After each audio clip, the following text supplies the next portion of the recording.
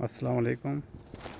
ये यहाँ पे कुछ दिनों पहले बुलबुल ने अंडे दिए थे, तो आज मैंने देखा है तो यहाँ पे बच्चे निकले हुए हैं। तकरीबन ये 2 या 3 दिन के हैं। माशाल्लाह बहुत खूबसूरत है।